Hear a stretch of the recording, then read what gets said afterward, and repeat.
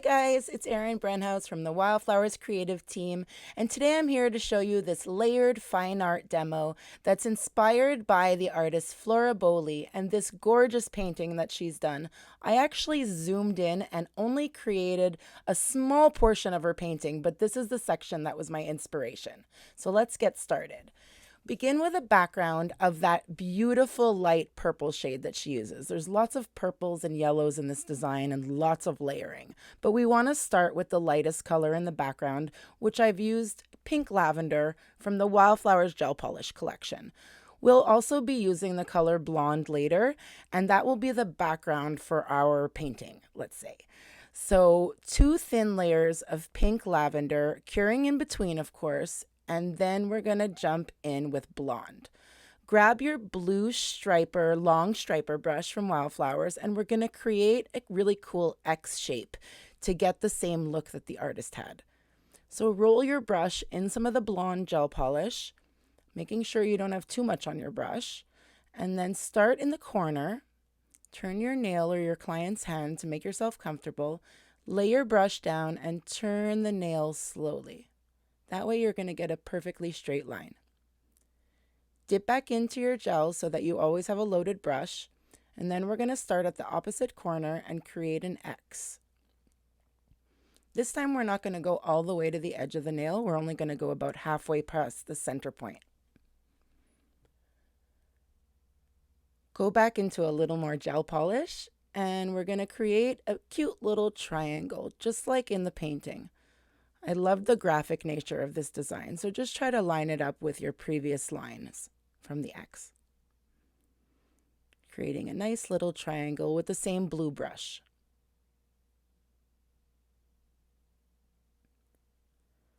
Once that's done, pop that in the light and grab your Wildflowers inks. We're going to be using a few different colors of inks today. We're going to use the 3, the 5, and the 6, which is the black, the purple, and the blue.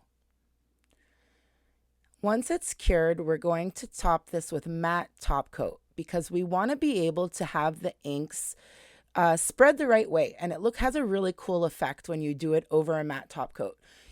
You can also use the inks over the cured gel polish straight up. That's no problem. It just has a little bit of a different effect, the way that it spreads and the way that you're able to use it. I just happen to love the way the inks work over the matte top coat.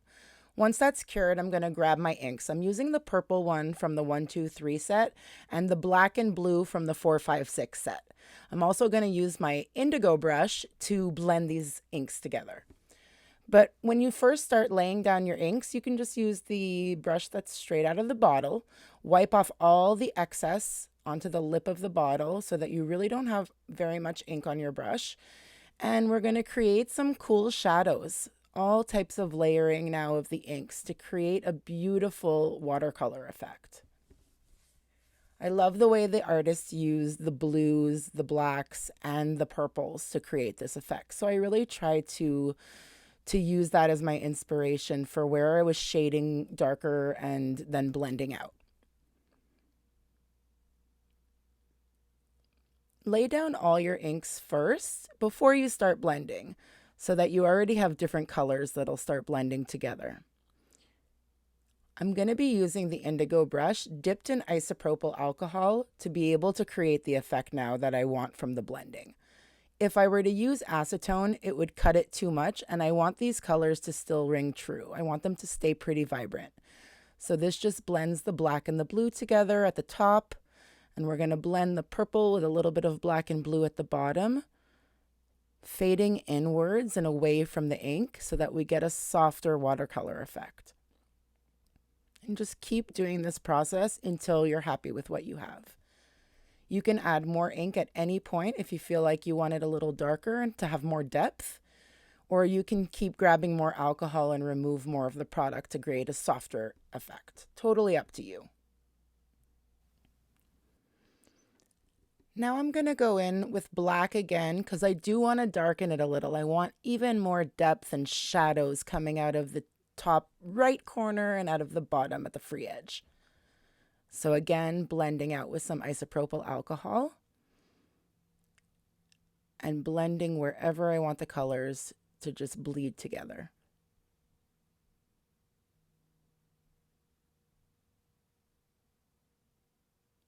Now I'm going to go in with some more purple ink, and we are going to get the top of the triangle to have a little bit of purple watercolors background. I love how this nail turns out. It's really pretty. I was so inspired by this artist. Her stuff is beautiful. You guys should check her out on Instagram. It's Flora Bowley, Bowley. As you can see here, I just feathered up the ink with the isopropyl alcohol just to get some purple depth and dimension there. Cleaning up as I go. Once you're happy with that, you just let it air dry. It's so easy to use the inks. I love them. Next up, we're going to add that side triangle on the left. We're going to cover it in the blonde gel polish. So just go in with the actual brush straight out of the bottle. Since we already have the triangle lined up for us, we already have it outlined. So we just need to fill it in. The square shape of the gel polish brush makes this step super easy. And just do this in a couple thin coats.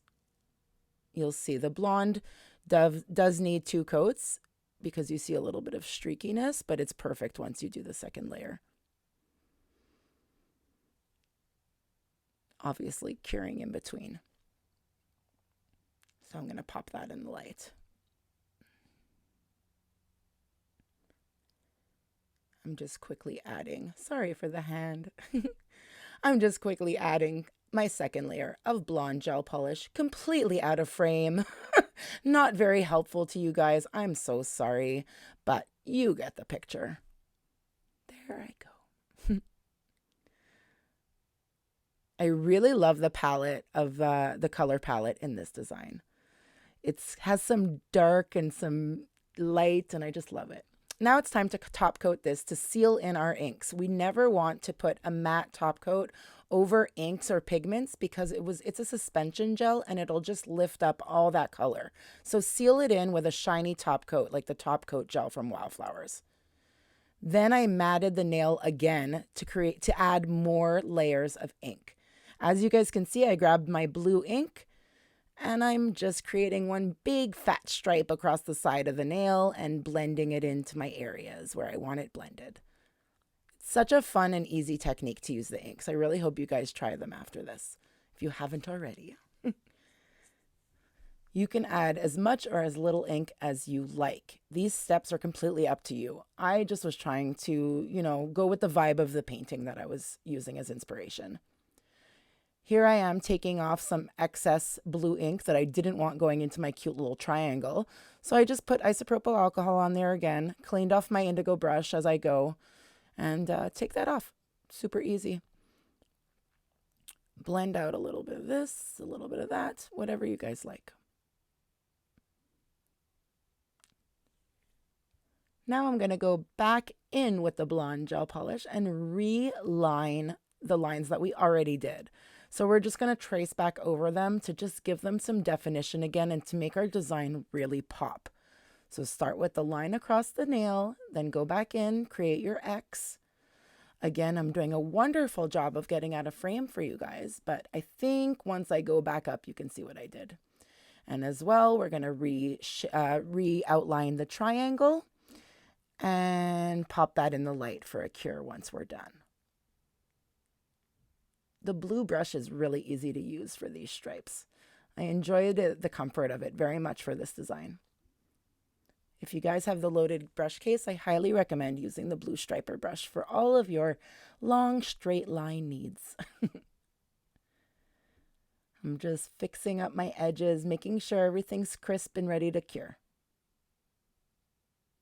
Now grab the magenta brush. We're going to do the final few details using Showers, the baby blue, cornflower blue kind of color from the Wildflowers gel polishes.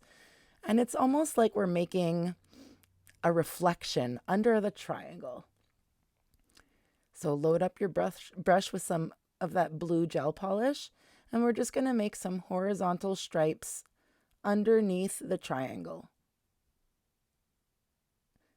I almost like flick my brush, flick, flick, flick, flick, flick. Nothing fancy, nothing too specific. You just want these wispy little lines underneath going down the nail. I thought that it looked like a reflection in the water. And cure that. Grab the Artist Gel Paint set, and we're going to use the black. You don't really need the set. You could also get it individually, the black and the white. So if you have the black, grab that. And we're going to create some little lines going vertically inside the triangle. Little dots, little lines. They don't have to match up. You just want it to look like almost like a little forest in there. Some abstract, happy little trees, like Bob Ross says, like he said. Once that's cured, grab the gel polish and tissue paper, still using our magenta brush, and we're going to create just some lines, horizontal lines on the yellow area.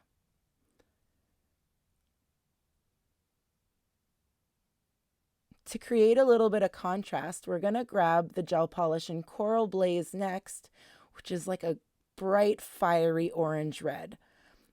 It's a beautiful coral color. And we're going to use the magenta brush and create some more lines in that area just to create some beautiful contrast and to make the colors pop, to really use the colors that Flora Bowley used in her gorgeous painting. I love doing these types of designs that are inspired by artists and, beautiful pieces of art. I just love the process, love finding my inspiration. It's just a lot of fun for me. I hope you guys try this out and try our designs this week. Last step over here is still using the gel polish Coral Blaze and my magenta brush. I'm creating a little circle like a sun. And then I'm going to add a tiny bit of blonde to my brush and just swirl that in a little bit, just to create some more layers and some more texture. And that's going to go in for a final cure.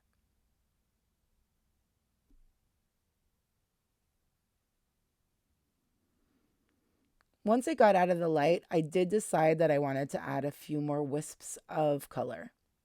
And then we go into top coat. I do this nail in matte, but like I said before, because we added more layers of ink, we need to top coat it with a shiny top coat that's not a suspension gel to seal it all in. And then if you decide you want your design to be matte, then you can do that after this step. But do a full cure of the top coat gel. This is pretty nice and shiny anyways. But once it's cured, I did decide to go matte today. So I will grab my matte top coat.